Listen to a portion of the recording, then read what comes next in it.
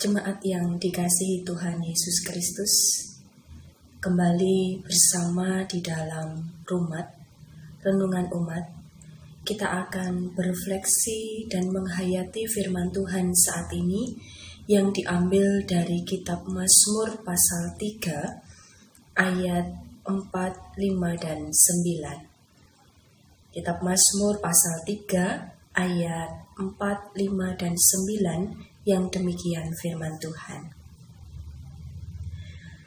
Tetapi Engkau Tuhan adalah perisai yang melindungi aku. Engkaulah kemuliaanku dan yang mengangkat kepalaku. Dengan nyaring aku berseru kepada Tuhan, dan Ia menjawab aku dari gunungnya yang kudus. Dari Tuhan datang pertolongan, berkat-Mu atas umat-Mu. Amin. Saat ini kita akan menghayati firman Tuhan dengan tema Tuhan adalah penolongku. Jemaat yang dikasihi Tuhan Yesus Kristus, sudah sekian minggu kita berjuang melawan virus corona. Bahkan di antara kita ada yang bertanya-tanya, kapan toh pandemi ini berakhir? Memang tidak mudah untuk tinggal di rumah, menjaga jarak, bahkan ada pekerjaan yang terhenti. Hal itu membuat jenuh, bahkan muncul statement, lah kalau tidak bekerja ya apa bisa dapat uang? Apa bisa makan? Daud pun merasakan situasi yang tidak mudah ketika ia harus menghadapi musuh-musuh. Salah satunya ialah Absalom anaknya. Kondisi itu membuatnya sedih, khawatir, dan gelisah tidak karuan. Meski demikian, keadaan itu tidak menutup hatinya tenggelam dalam masalah, tetapi membuatnya senantiasa berharap dan mengarahkan hati pada kekuatan Tuhan yang sanggup memberikan pertolongan. Bacaan hari ini menegaskan sikap dominan Daud, yakni keyakinannya pada Tuhan Sang Penolong yang menegakkan kepalanya, mengarahkan mata dan hatinya untuk melihat kasih Tuhan.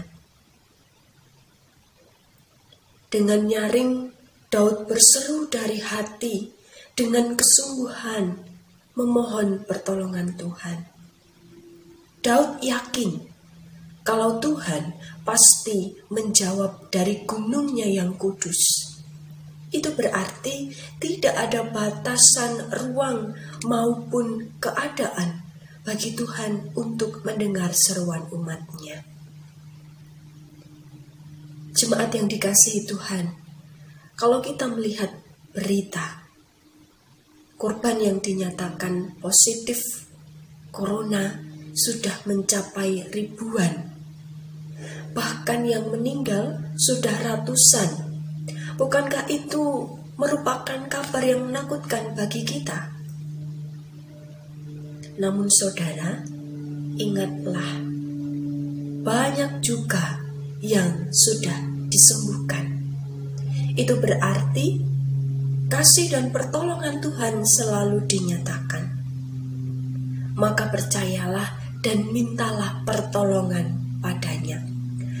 Karena Tuhan yang Maha Kuasa akan memberikan berkat dengan caranya.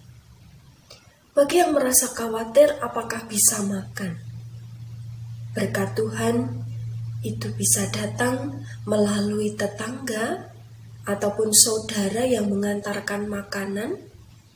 Bahkan ada juga yang bisa menikmati hasil jerih payah dari bercocok tanam.